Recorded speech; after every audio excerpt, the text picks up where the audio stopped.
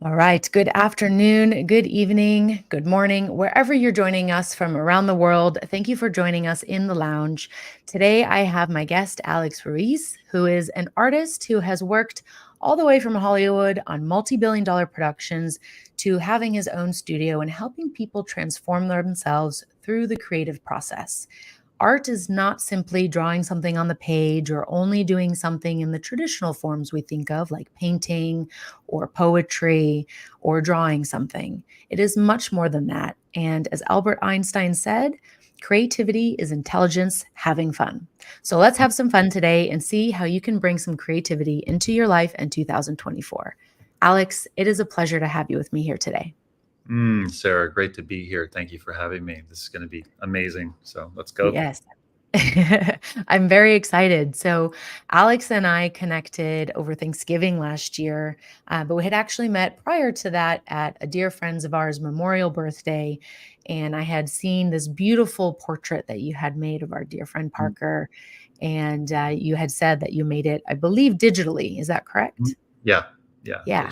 And right now there's a lot of conversation, around AI and is that art, is it not? And does it need artists' input? And so before we kind of get started, I would just love to hear your process and why you decided to use the digital route and how you created that beautiful image. Mm. Yeah, so a lot of the portraits that I do are based off of photographs. So Mm. uh, one of the best ways is to bring that photograph into something like Procreate, which is a digital program, or Photoshop, either or, and to kind of bring layers in to paint over the photograph. So Mm. that's kind of that process for that. It's pretty difficult to capture a person's likeness in a very short amount of time. Hence, these portraits are painted over photographs, and so in the digital realm, you're able to do that much quicker. Having said that, I love drawing on paper and pencil from a photo. It Okay. challenges a different part of the mind and a different part of the it's a different experience to draw from life and then to draw over the photo. But it's not an easy thing to just get a photo and trace over it, and No. it's gonna look like shit for like most of for most of everyone's experience. But I've been drawing faces, and my obsession with faces and has just been around a long time. And we all have that unique, beautiful expression of a face, right? And Mm. so Parker's was something that I really wanted to do, and I didn't really know him. I think we've discussed this. I didn't know him that well on this side of things, right? It was Right. after he passed that I really got to know him through his videos and through what everyone else was saying about him. Hmm. And I learned so much from him, and he's such a big presence in my life. And that's the Yeah. power of, you know, this goes back to documenting our own lives so that we leave Mm. something behind for the people that come after us or even are here during our time. Should we pass sooner than they, we leave something for them to hold on to. And it's been a beautiful experience being with Parker through his portrait, through creating that. Yeah. Beautiful. I love that because, we spoke a little bit before we went live about art. Many people don't think certain things they do are art. And yet his expression through the videos he had made, that is also art, right? And we tend to think of a selfie recording or a documentary not as art, but more of that's a film. There's artistic elements, but there's a process to it that's different. But really, they're the same. It's just expression. Mm, yeah, absolutely. And that's a question I've been just asking myself and asking others, like pretty much my entire life. What is art? And as you said, it is an expression. And I think at its simplest, it's your expression of whatever you're going through. It's Mm, not just what you're into. A lot of artists ask me, beginner artists specifically, they're like, "Where do you get your inspiration?" Like, I have a block, and then I ask them, "What are you into? Like, what the fuck do you yeah. like? You like vampires and horns? I love that shit. So I draw Yeah. that, right? I draw what I like. There's always something that we can grab onto that we like, and that is going to be the basis for the the art that we create. And sometimes it's like you're going through some kind of horrific transformation, and that is the basis for the expression of the art that you make.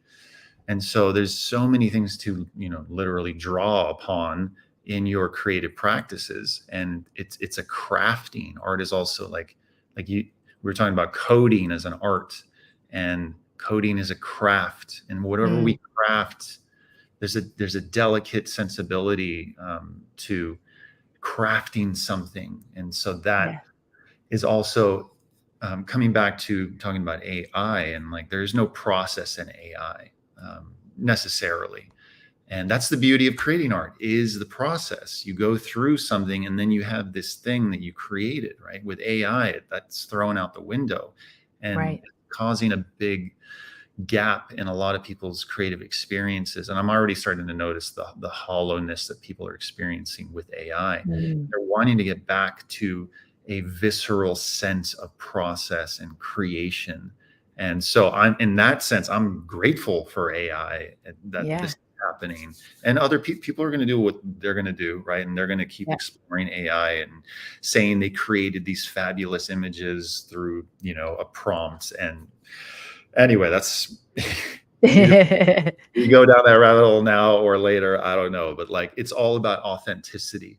And if Yes. an individual feels they're authentic in creating AI art, then that's great. That's great for Yeah. them.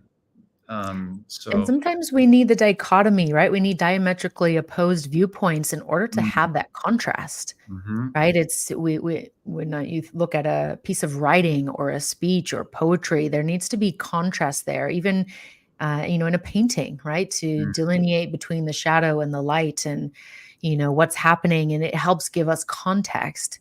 And very often, these very poignant experiences, as you mentioned, that's where we draw from to create and express. And we're all natural born creators, right? Look at any child and mhm. you'll see them exploring and tinkering and playing. And, you mentioned you've been fascinated with the human face for a very long time. And so at what age do you really remember that beginning, and how did you create in the beginning? Mm. Yeah, it's a question I get a lot. Like, when did I start? And I don't remember starting. And it speaks to what you just said about children. All children love to create and they're natural creators. You just give kids, crayons and paint, and they're just going to go. And it's Yes. beautiful to watch that. So we've all had that. We've all been there. And then somewhere down the line, someone says, whether it's a parent or another kid, they're like, you suck, or you're not going to make any money at that. Or it's usually Right. one of those two things or variations on those two things. And then that stops, and it's so sad because creativity is robbed from a lot of people at a young age because Mm, of what others are saying, right? And a big yeah. part of my mission is to help people engage in their inner child and to start creating again with simple practices. And so yeah, going back to when I started, it was just whenever I was whenever I was able to pick something up and move it around, I was drawing, and I just never stopped. Like, to this day, Amazing. I just That's never beautiful. stopped. And I was supported by my family, thankfully. And there was a Wonderful. lot of hard times. I got a lot of criticism. Like, no one's born good at anything. Right. I had to practice. I got rejected from art college. I applied to art college in high school, and it shattered me. But looking in retrospect, it was the best thing that ever happened to me. But going Yeah. back to faces, learning to draw the human figure was something that I knew I wanted to get good at because I wanted to be an animator at a young Mhm. age. From 16 years old, I saw the movie Aladdin, and I was like, I want to be an animator. Okay, what do I have to do? And Love I it. was told by guidance counselors in high school, well, there's this school you need to apply to. It's called Cal Arts, and there you're going to learn the figure. You're going to Right. learn figure drawing and animation, and then that's going to set you up for the job at Disney, right? But I didn't get into the school because I sucked, and I still have the portfolio to prove. And I love showing people that portfolio because it gives other people an idea of like, oh, you weren't always good, you weren't always great. Yeah, because no one's ever great in the beginning unless you're, Michael Jackson or Prince or uh, many other naturally talented people. So Right. yeah. So I just continued with the figure drawing. So not just the face, but the head and how that connects to the body, the entire body. The figure is worthy of a lifetime of study. And Mm, I'm just so into the figure because there's a lot to work with. There's yeah. the skeleton and the organs and the muscles, and then you have the skin, and then you have how light hits everything. It's a lot to get into, but I'm just so into it. And that's where my love of faces really came from. About 2003, I kind of transitioned styles of art, and I heard an artist say, if you can't think of anything to draw, remember FFF, female facing forward, right? Okay. Female facing forward. And that just like stuck with me. And then since then, that's why a lot of my faces are feminine and faces looking forward because because of that. I love that. I'm going to share that with everyone so that they can see that as well, because it is sometimes something you get stuck on. Even we were chatting, I have a 10-minute daily art practice, which you inspired me to do after one of our art sessions last year. And sometimes I sit down, I'm like, right, what am I going to draw? What am I going to doodle? What kind of art do I want to do? And so even just that kind of exploration, sometimes I spend the entire 9 minutes just thinking about what I might want to draw and then put the pencil down and kind of do a little scribble, but at least it's getting me in that thought process of what can I create. And that's been really fun. I've been doing it for about 20 days now, so it's becoming a little bit easier. In the beginning it was just a lot of the same shape over and over, the same kind of symbol or design, and just very repetitive. So I asked you this before, but if I wanted to explore, because what happens is my logical brain takes over and the judging mind and goes, that's not good, or that's the same, or you're never going to get better unless you take a class. And I know that's not true either. Mm. So how would you encourage someone who might not know how to get started? What could they do to begin their art practice and give themselves the space to try new things? Mm. I love that. And going back to the idea of like, well, I don't know what to draw. What should I draw? It's like, well, what do you like? So one of the Yeah. best things to do is to collect reference imagery of what you like. And Okay. so I'm a big fan of Pinterest. Um, yeah, I have way too many boards there that I know what to do with, right? But all you have to do is like open up your Pinterest board, and usually on your home page, if you've been collecting for a while, You'll you're gonna be, recommend, yeah. "Oh, that's right. I like tigers and vampires and mermaids and unicorns and shit. Cool. I have plenty to pick from." Right. Right. And then, so even just the collection, the curation of what you like is part of the process and the practice. So, and it's very fun and easy to do. And yeah, you can get lost in it, and it's easy to convince yourself, well, I didn't do anything. But yeah, you did. You're curating your own inspiration in one place. You can just open it Mm, up. If you're ever lost or ever needing an inspiration, you open it up and it's there. So that's an amazing practice. That doesn't require, drawing or painting or whatever at all. It's just it's the exploration and collection, right? I love that. Yeah, I hadn't even thought of that either, but I do have several boards on Pinterest and, for different things. And that way I can go and get inspired, whether it's for the home or even for pieces of writing.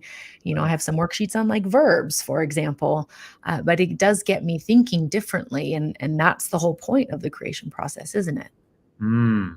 Exactly. Yeah. How you think about things, how you perceive things. And we were talking earlier about, when you take a picture on your phone and then you flip it to be able to see things from a different angle. When you flip a Mm, photo or a piece of art, you're going to notice what's off about it right away.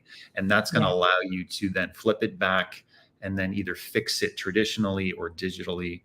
And it was an old technique that the master painters did back in the day. They would hold their paintings up to a mirror, right? Because they Mm, knew by looking at a mirror, they were going to see what was off. And it works every time, and it's kind of brilliant. And if you do that consistently through the process of creating a piece of art, yeah, it's amazing. It works wonders. And even flipping it vertically as well. And that way you're just seeing something from an abstract point of view. And yeah, so it's all about perception, and where you're viewing it from is a great technique.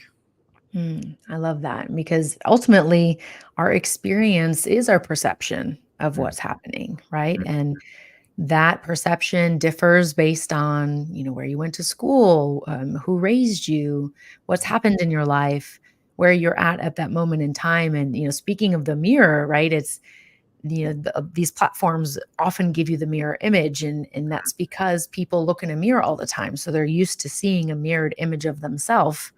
And I remember someone telling me once that they hated I had the setting the regular way, yeah, and they're like, "I can't look at myself for this interview unless it's mirrored," because that's they just couldn't their brain couldn't accept that that's what they looked like because they had never spent time with that perspective of themselves. But ultimately, that's what everybody will see us as, right?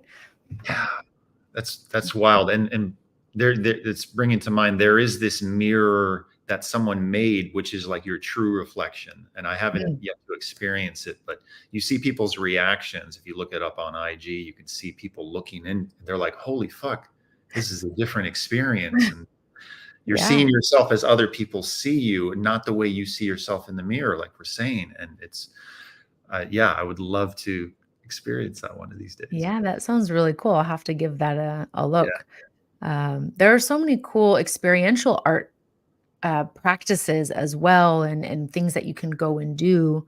I recently went to the um, what was it? It's Wonder something Wonder Spaces here in Mm, Austin, and it was really fun because they were interactive art exhibits. A lot of them are from local artists, and they change, regular basis, and so you get to experience a little bit of the artist's perspective in not only viewing it, but in being part of it. mm, And the one that really stuck out to me was there was this wall, and it was write something to someone they'll never read. mm. And there were little love notes in there, and there were very angry, hatred written things, like finally venting. There was sorrow, and Wow. it was this real wild emotional experience to see that, and experience how safe it was for people to fully express, and Mm, then kind of contemplate what it would be like if we could do that daily. mm. Wow, that is so powerful, and that speaks directly to, like theater and drama and the Mm, mask. When an yeah, individual puts on a mask or a costume, they get to play another character, and they get to release things like that. This is the yeah. power of art and creativity, is to release those things safely. And then that's only going to help other people to be empowered to find ways to release their own trauma or fears or joys safely behind a mask. And yeah. Yeah, you bring up a wonderful point, and it reminds me. I have a mini course for mindfulness, and one of the modules is about the power of dress up. Mm, And you look at children, right? The most shy child, and they put on that superwoman costume, and all of a sudden they're gregarious and they're going around and doing all these things, or they all of a sudden transform themselves. And we do the same thing, right? If I'm in my pajamas all day on the computer, I'm a little bit more relaxed. I'm showing up a bit differently. But if I'm going into a conference setting, I'm a little more formal. I've got a jacket on. My walk is different, right? So we already experience this day to day. But I guess what you're saying too is we can play a bit with those boundaries, and then that will help us get these new experiences and build that safety for ourselves. mm. Yeah, and the trick is, coming back to, okay, who are you in all these masks? And Yeah.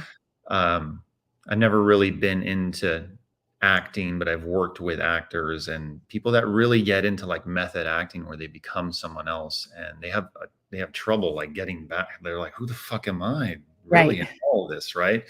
That's kind of baffling to think about, but your authenticity comes through in your creation. So you can find out who you are through what you create or what masks you're wearing. Mm. Yeah, and the power of transformation with this creative process as well. It's very often cathartic, right? I know you do quite a lot of work in that space, and so can you tell me a little bit more about what you maybe personally have experienced through creativity and art in that process of transformation and healing, or what you've seen with some of your clients? Mm. Yeah, I mean, there's definitely a lot there as far as, my own transformations in life. The art preceded the transformation. So one Mm, example was when I was getting into about 5, 6 years ago, getting deep into meditation and the work of Joe Dispenza and yes. spirituality and science. And I was creating a lot of these, angelic light beings coming out Mhm. from a very deep and dark depression that was lasting a few years that I needed help, but I was too proud to ask for it. And I was kind of living by the tormented artist, mindset. Right. Right. And it's like it's supposed to be this way. Yeah, But it helps yeah, my art. I was like striving and seeking for, some kind of help and some kind of light. And so I was getting into this work. And so I started creating these characters that were very angelic and light beings, and their third eye was like exploding. And I'm like, that's not happening to me, but it looks cool, you Yeah, know? Seriously, like the forehead is a blank canvas also on the face, right? And you can put cool shit in there. So that's what I was doing, but at the same time, I was learning how to meditate and getting into spirituality on a much deeper level. And then these things started happening to me, like the center third eye explosions and all the chakras lighting up. I put them in the art before I experienced them. And I experienced it. honestly, I thought it was just a bunch of woo woo, just, that stuff. Like, Right. hey, but it looks cool. It looks cool. And I'm going to put it in my art. And so that preceded my own transformation. It was really cool to, in retrospect, analyze what was happening.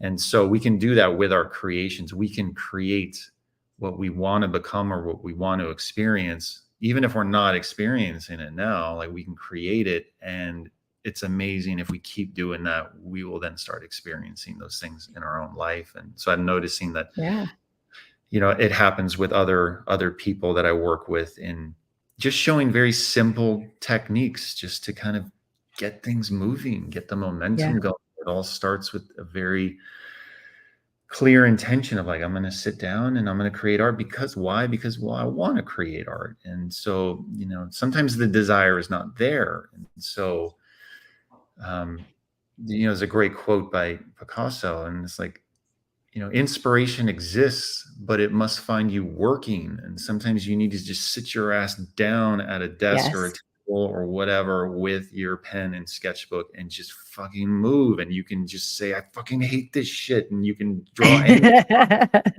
Yeah, and that gets the momentum going. And that's very healing and cathartic, that process alone. You even writing, saying, I do not know what I want in life, and you can write it 1,000 times, like Jack Nicholson in The Shining. You're going to seem like a fucking crazy person, right? yeah, But that's cathartic, that's healing. Things are going to kind of come to light. Things are going to reveal themselves in these processes of frustration. So yeah. I find that is often, a way to process as well, right? When I sit down to write a speech, sometimes I'm like, "I don't even know where to go from here," and I will literally write, "I don't even know where to go from here." mm, And I'll have a word limit for that day. So usually based on the length of the speech, there's an average word count, and then I'm just 200 words on that day. It could be total gibberish that might not ever end up in the speech, and very often none of it does, but it helps me just like kind of clear the junk away and get a more clean slate to go, oh yeah, that I have this point that I want to pull in, and oh, and doing that and releasing this frustration, I was able to calm down enough to find this mm, connection between things. And so to your point of just curating a Pinterest, it's might feel like you're doing nothing, but actually that's part of the process, and creative processes are iterative, right? You will go back and revise and edit and change and transform it, the more you sit with it and the more you work with it. Exactly. Exactly. And even if you have a whole page full of what looks like shit to you, but you got that one good thing, you got that one good eye that you drew, or that one good line that you wrote, it was all worth it. It was all worth, all the mess was all worth it for that one good thing that then you can then build upon in the next iteration. Yes, absolutely. Mhm. I want to touch back on, your experience. So you were very lucky to have supportive parents in your creative exploration and pursuits. Did you ever face pushback from people around you, whether maybe other family members or friends or teachers? Obviously, you had the experience of not being accepted to the art school, but were there ever points where that thought maybe started to infiltrate for you? And how did you know, persevere and continue to follow that passion? Mm. Yeah, well, as in any industry, the art world is very competitive, and Mm. only so many animators they need on a film. Or when I was transitioning into conceptual art from animation, from The Simpsons into more serious artwork, what I would call serious monsters and robots, like fantasy scapes and all that. There was some serious competition there. And the role of the concept artist is kind of like the rock star role in the art world. And well, that role has been just demolished by AI, but that's another conversation, I guess. Yeah. But wanting to get into concept art from an animator and then seeing my competition was very disheartening. It was very frustrating for years, right? Because here I am drawing Homer Simpson, and I'm seeing the work of, my future mentor and friend, Android Jones. And I'm like, what the fuck? How does one even think about creating art like this? Right. And yet there was such a strong desire in me to want to do it and to stick it out. But it was very frustrating for years. I didn't post any of my new work, and I wasn't going to show my new concept art friends like my Simpsons stuff. I was kind of embarrassed of it. Weird. And then years later they're like, why didn't you tell us? It's the most amazing thing ever that you worked on the Simpsons. And I'm like, I didn't want to be associated with cartoons. I wanted to be Right. associated with more serious, cool, sexy art. So yeah, very frustrating. And so I get that. It's very intimidating. So when I speak to artists now who see my work now, and they're like, there's no way I can do that. I'm like, well, let me tell you my story of how I did it. And you'll probably find a lot of hope in that. So you just got to love it at the end of the day. You have to really want to do it, and know Mm. your reasons why. Yes. And Know your why. know your why, and those whys are going to change also. So don't hold on so tightly to the whys, because the whys are also going to change, just like your feelings and your thoughts. And yeah, it's all moving, right? It's all moving. Mm. Yes. As you were speaking, I kind of saw this wave, right? And I once had the word emotion broke down to me as emotion, energy in motion. And as soon as I was offered that perspective, it really stuck. And I realized, hey, this is fleeting. This experience is going to shift, it's going to change. Mhm. And so is my why of what I'm doing and why I got started, or maybe why I no longer need to continue, right?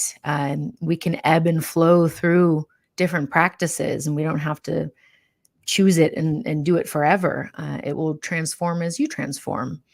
Um, and I Mm. like that you mentioned that it's really about the passion and getting clear on your why. Why is this important to you? How does it benefit you?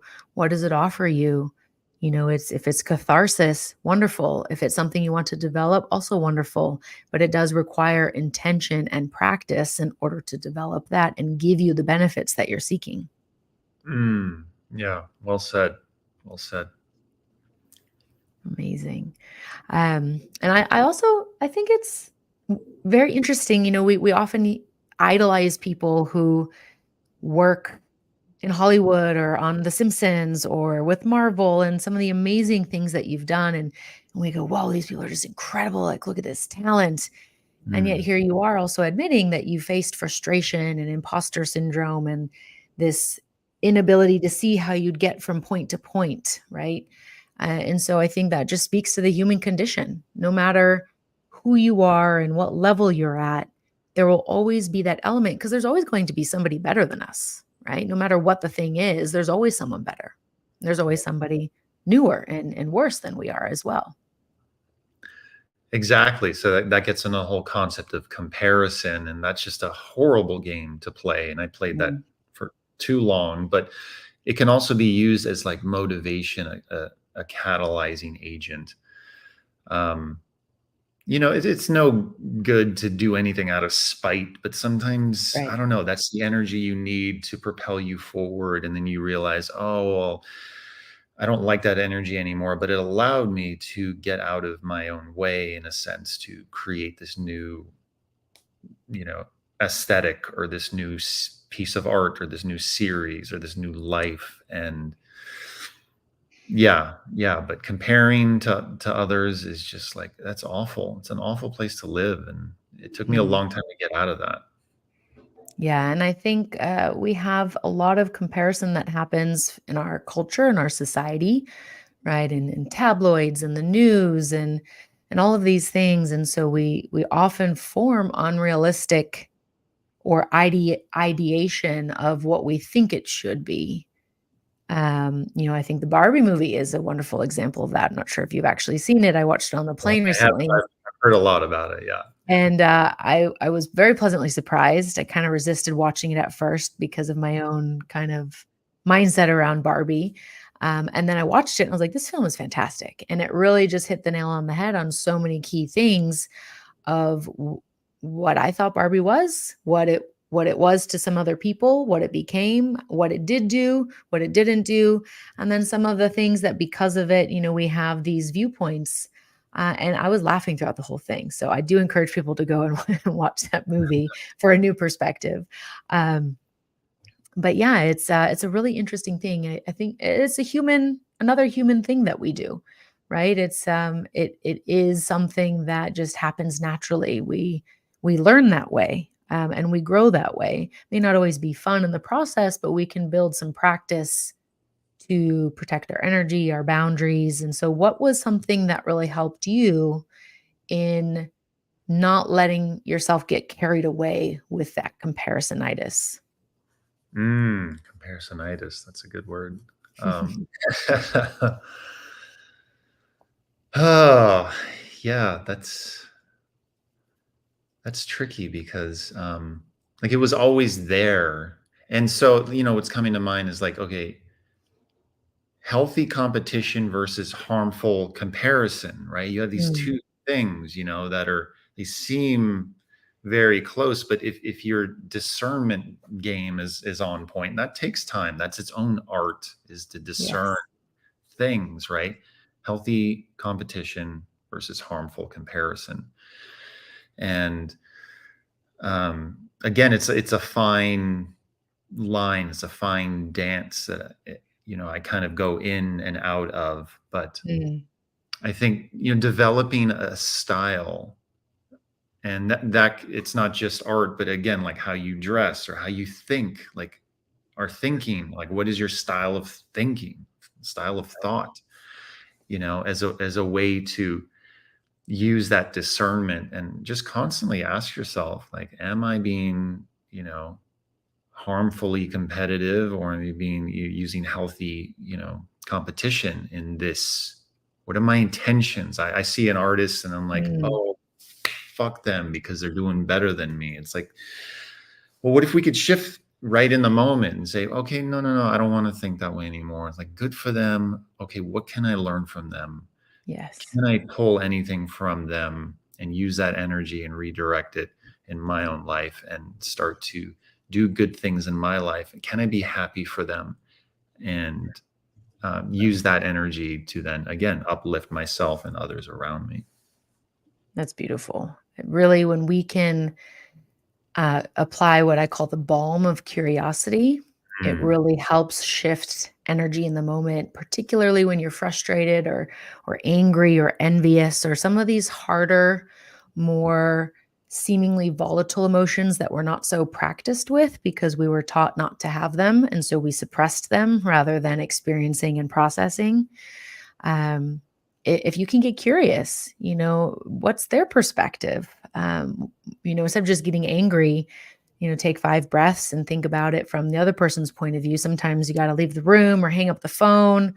I've definitely done the whole I'm going to write an angry email using every expletive known to man and fuck like every other word. And then I delete it and then I rewrite. yeah. And then I seek where can I find connection and where is this, where Mm, can we come to a meeting of the minds? Doesn't mean I have to adopt another person's perspective or condone an action that they did, but it means that we can find a common safe place in which to connect. And I think mm, ultimately that's what helps. So, the what you posed of what can I learn from them? How can I use this good in my life? That's a really beautiful practice to help because we will be envious of people, but we can use that energy to help inform us on how we can make choices that will allow us to maybe first imitate, right? Imitation is a form of flattery, and then find our own style within that imitation. exactly, exactly. And on the note of like, the comparison and the rage, that's gonna come up and that needs to get out too. And that can Yeah. come out in art, or you can just go fucking hit like a punching Go bag. to a rage room. They're Yeah, so good. yes, please, let's go. I need to do more.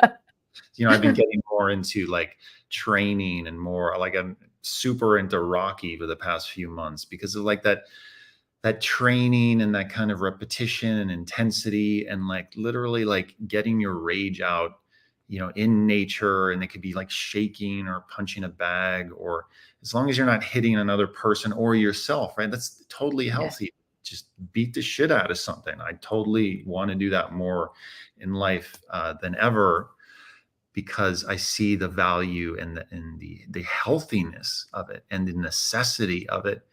And again, it can go into creating a piece of art. Rage art is fucking, Yeah. just like fucking just getting things and just using the whole body, right? Just to create something. And in the end, you have something that you could be proud of. And it came through pain and rage and hate. And then it's now alchemized. And now it's, potentially a thing of beauty that's going to help someone else in their own pain. Absolutely. And it's important to process these things, which is why art is so transformative and has so much power because it offers us that new perspective, which means we can come back to the problem at hand or, whatever we're trying to work towards, and we can innovate and we can create the next satellite or the next fuel Mm. source or the next water cleaning system. Like all of that is art too, Yes. and art is abstract in many times because the beauty is in the eye of the beholder, and the way you perceive a piece of art will be very different to how I perceive it. And then in that conversation we have, that could also help us, fire off new synapses that give us an idea of how something else could work that doesn't exist yet. And so that's why it's Mhm. so powerful. Yeah, beautiful. And on that same note, when people see my art and they tell me things, it changes the way that I feel about my own art. So Mm, it's a really beautiful experience. And I love that I'm doing that a lot more now. I'm showing my art and allowing people to come by and be in it, because that's something else that artists struggle with is like, okay, I've created this art. I like it, but are other people going to like it? A whole right. other thing. And then getting criticism and dealing with that could be tough for a lot of people. Absolutely. I started writing poetry when I was 14, and then I Mm, stopped um because I went to college, I was at an aeronautical school, and I had to focus on business and math and science, and, I didn't have time for that anymore. And I only picked it back up again in 2020 during COVID because I had been made redundant. I had some more time on my hands, and I was really exploring, like, well, who am I? What do I want to do? And I would only write when I was inspired. So I have, a handful of poems from 2020 and 21, and they were inspired by an intense experience or something transcendental or maybe something that was tough. But in between, I never really did anything. But lately, I've been just getting the words out on the page and playing with it, and also playing with how they appear on the page, because that's how poetry can be art too. Mhm. You know, how many lines do I have? What's in the stanza? Is it a couplet, or how do I let it go across the whole page, or just like four words? A haiku is Mm. really fun to explore because I have to force the syllables. What I want to say has to go into that syllable format. And so it really forces me to think in a different way of, well, how can I express myself and the point I'm trying to make or the scene I'm trying to impart in this very limited use of the language? And so finding some structures like that, I think, could also be very helpful for people to get a new perspective, and do that distillation themselves. And then, if you take a class, you're going to get feedback from the teacher. Mm. And getting that feedback can help you develop. But obviously, in the beginning, when you think it's great and they're like, well, this could have been better, or you missed this or you missed that, you didn't do what I asked in the lesson, there's Mm. also learning in that too. Absolutely. And speaking of, like, say, like a haiku, you're giving yourself parameters, and that could seem limiting, but that is actually very helpful to give yourself a container.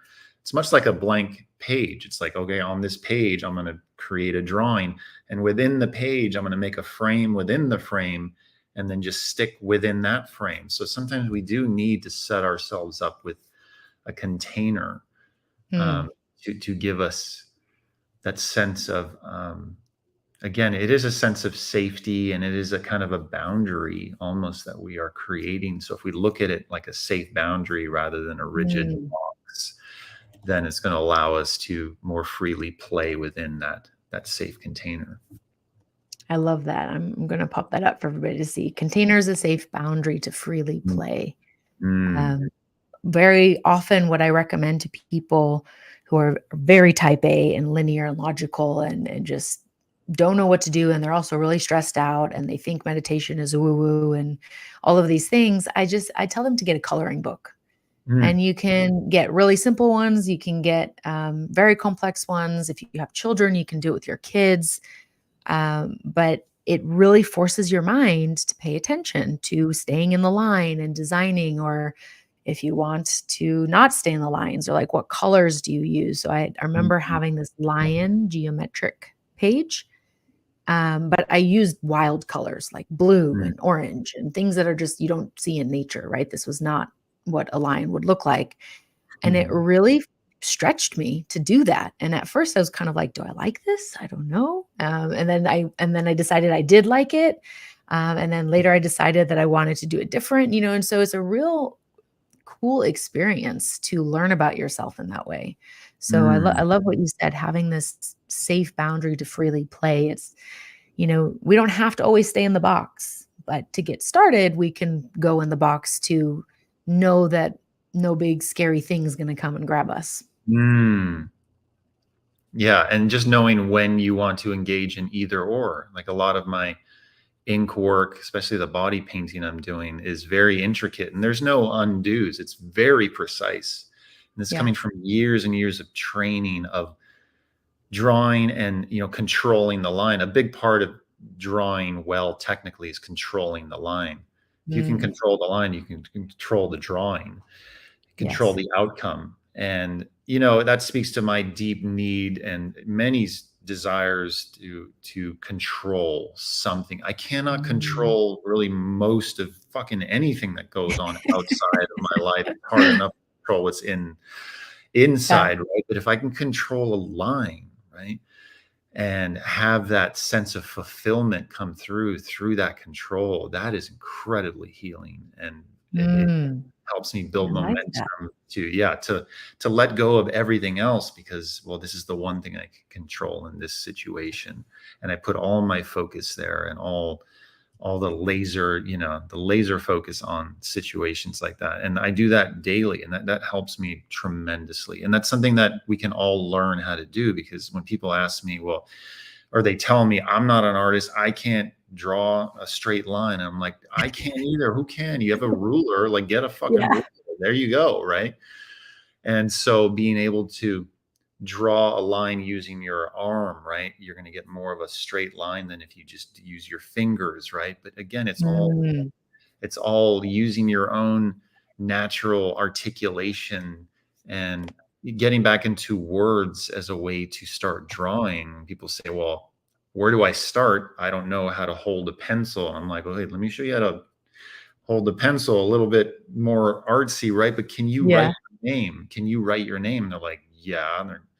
I'm like, well, that's fucking art. You're drawing. Yeah, or they're drawing symbols on the page. You've been drawing your whole fucking life, and you had no idea until I just reminded you. You're like, oh my God. So it's like, let's start with your name. Write your name more articulate, bigger, right? Write your name upside down. Close your eyes and write your name. Write your name backwards, right? Then you're going to start to bridge the gap between, oh, I am writing words and to drawing lines, right? And sometimes Mm, for people, that is all they needed to experience, and then they're up and drawing right away. yeah, I love that. As you were talking, I just did a little test in the line with my arm. Look how straight that is. And then the line Yeah. with just my fingers, it's like, what is that? Right?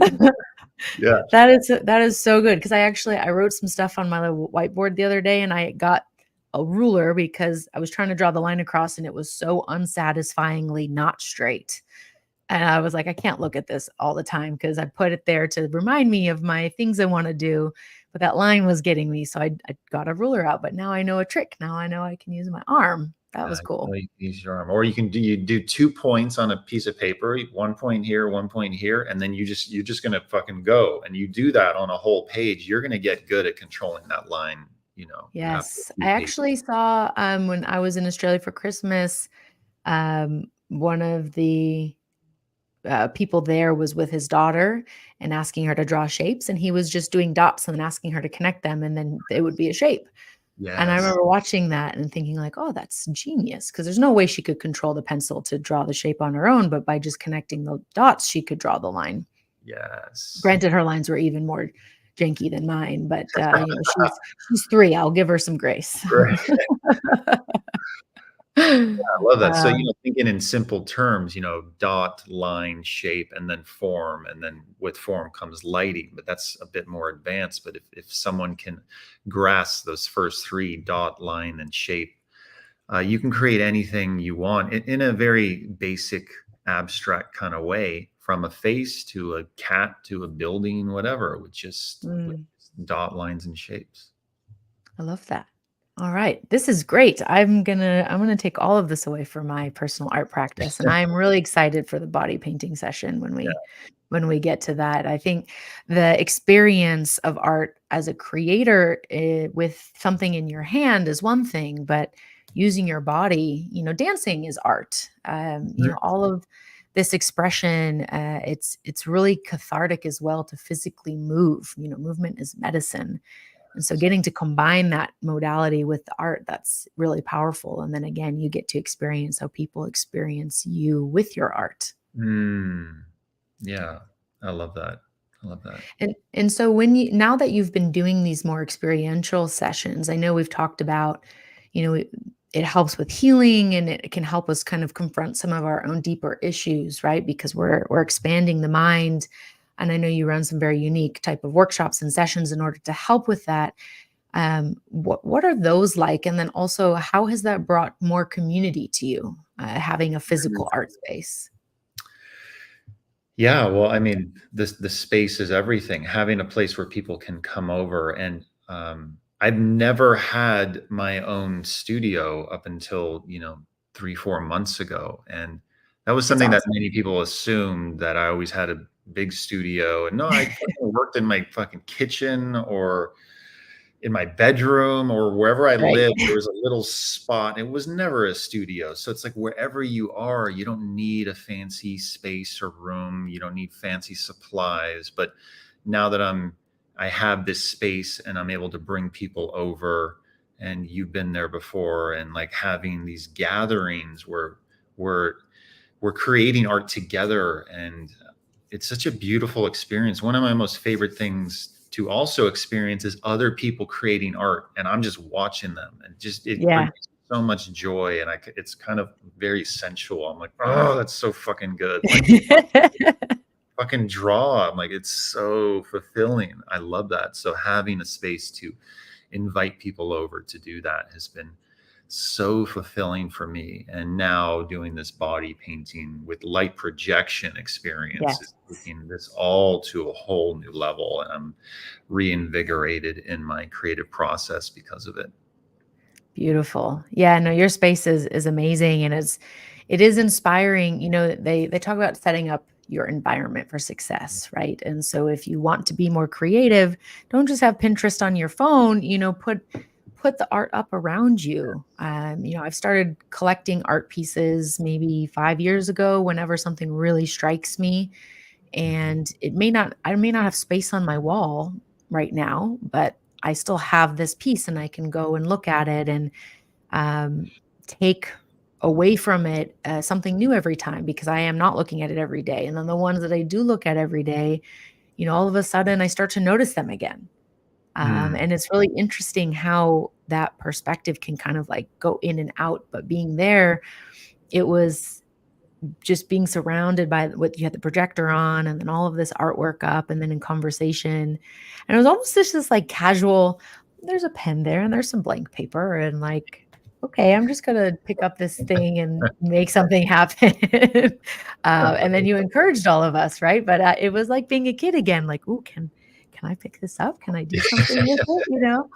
yeah. Um, and then just letting it flow and not judging it, and you were very helpful and not judging it and just, you know, giving feedback in a little bit of gentle direction of what I could explore, and I think Mm, that's the beauty of having a community that you can build too. You know, community is very healing, and especially in the US, it's a very hyper individualistic mm, culture, or it has been. I think now with next generation and just also this kind of like renaissance with psychedelic use, with breath work, with meditation and yoga and these practices that connect our body mind rather than trying to separate them yeah. and really activate our spirit, then we're able to be more harmonious in a community rather than this unhealthy competition you mentioned earlier. Mm, yeah. And just allowing people to get vulnerable in a space is again, it's very healing because we're all struggling with something. Always. Yes. It doesn't matter how much fame or wealth someone has, like everyone's struggling with something. And sometimes it can get even worse with fame or money. Is Yeah, my experience in absolutely. film and having the golden handcuffs, as we would always call them. I was very unhappy in a lot of my high profile art jobs. And not always, but there were times when it was like, what the fuck? This is not okay. I'm not okay with Yes. this, but now I have to do it. And it killed my creativity for a lot of it. But then I would still go home and work on my own stuff. And Yeah. that's what brought me joy. So I'm always encouraging beginner artists specifically, or artists who are like, how do I make money with my art? I'm like, first of all, remember why the fuck you create art in the first place. It's great to be able to monetize your craft, but once money comes in, it complicates everything.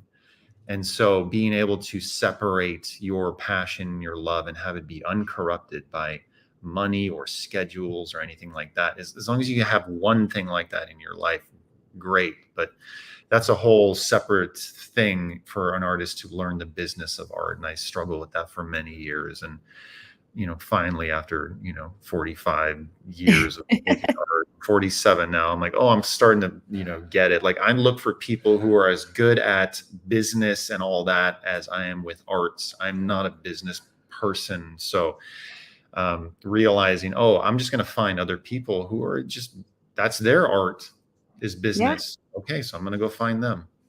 Yes, I love that you said that building a business is an art form.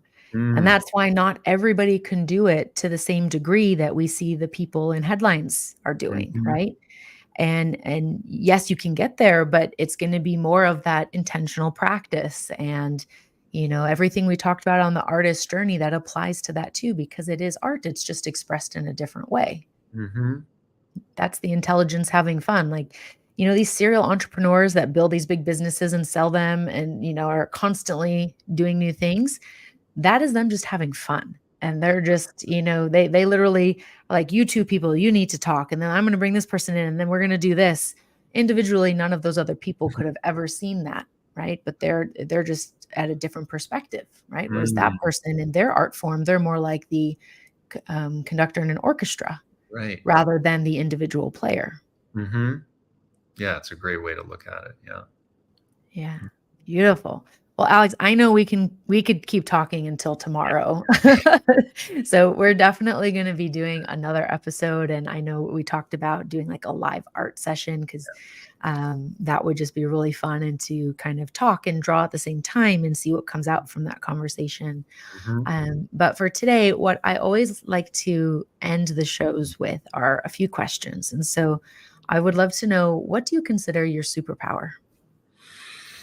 Hmm.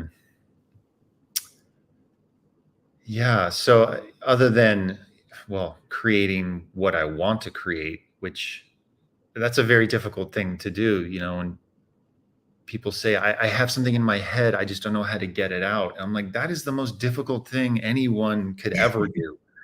And now that I feel that, I'm able to do that after so many years of like struggling and training and failing and like, well, now I can do that. And now I can help other people, and I am helping other people do that as well. So those two things I feel are my Beautiful. superpower.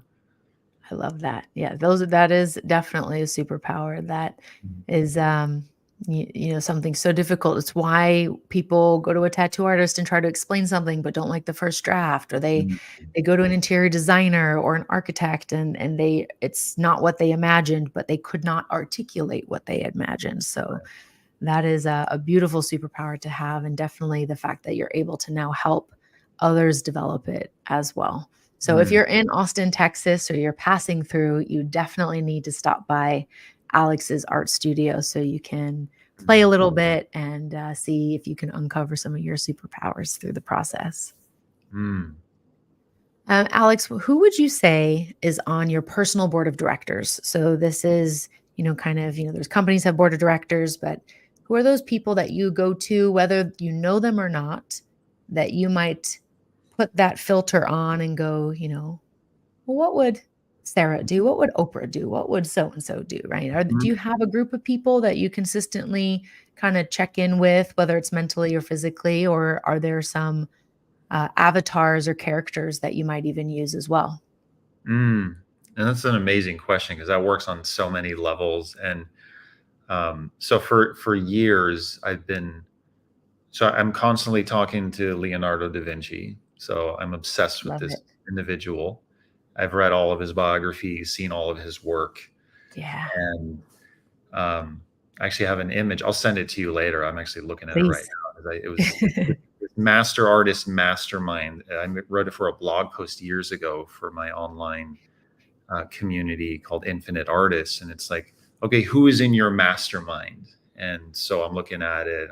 Leonardo, Salvador Dali, Van Gogh, Mary Shelley, who wrote Frankenstein, Lady Gaga, H.R. Giger, who's kind of like he designed the alien, like he's kind of like my heavenly dark godfather. Jean-Michel Basquiat. It's like the people that you love and you're kind of obsessed with.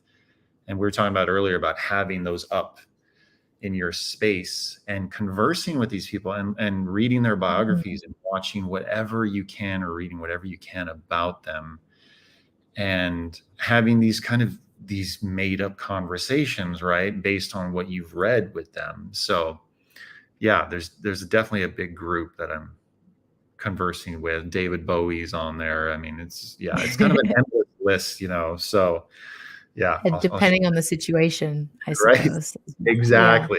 Like Salvador Dali might respond differently Oh, to I a love situation that. than Leonardo, right? So Yeah. you use your discernment to be like, okay, what would Leonardo do here? Not Dali, because he's fucking crazy just out there. Like, I'll leave that for another time.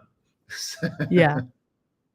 I love it. And you know what I love about this question too is because when you start to go into that process of what would Leonardo da Vinci do? Or what would this business person do that I really want to learn from?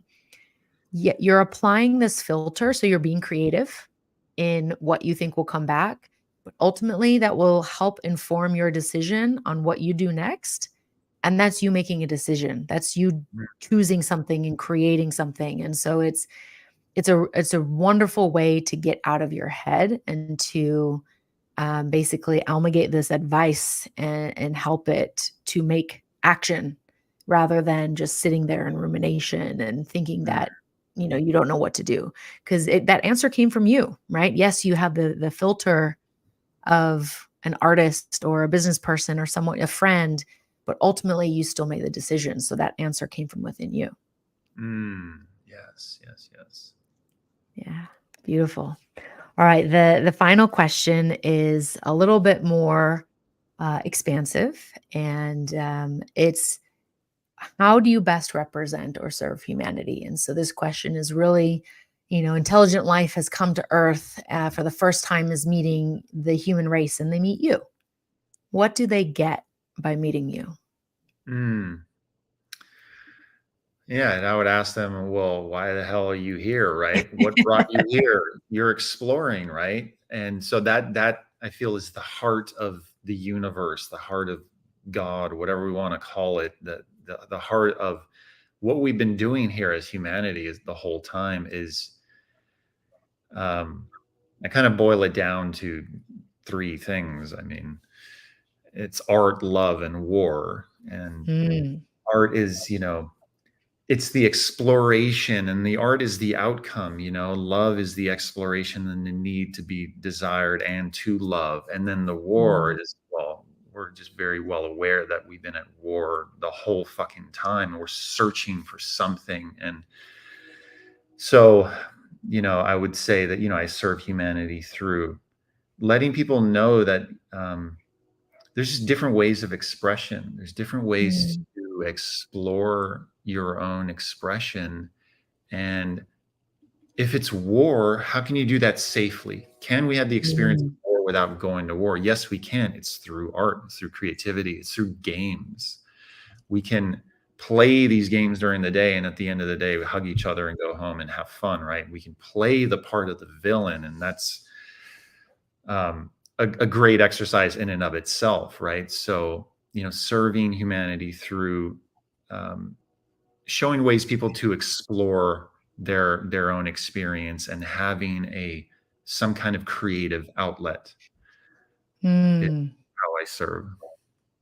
I love that. And I love how you broke that down into those three parts because they really are interrelated. And so much of that is an individual experience as well as the collective. So thank you very much for Mm. being on the show today and for this amazing ways of getting started with the creative process. It's been a real pleasure to have you on and to kickstart 2024 with this new perspective. Yes. Thank you so much for having me. This was great. And like we said, we can just continue this. We'll just continue this until the end of time. So We will, absolutely. If people are watching, what is the best way for them to connect to you and reach out and learn more? Mm. Find me on Instagram. I'm very active there. I post there every day. alexruiz.artist. Okay, and then on your I'm gonna type that in so it'll just pop up on the screen. So this is your Instagram, and then as well, you also have your website. So when you go to Alex's Instagram, he's got a link there, and you can also go and visit and see some more about his community and the work that he's doing. And certainly, if you're in Austin, you have to stop by. So Mm. thank you so much for joining us again. And Pivoters, wherever you are in the world, have a wonderful weekend coming up, and we'll see you very soon. Bye, everyone.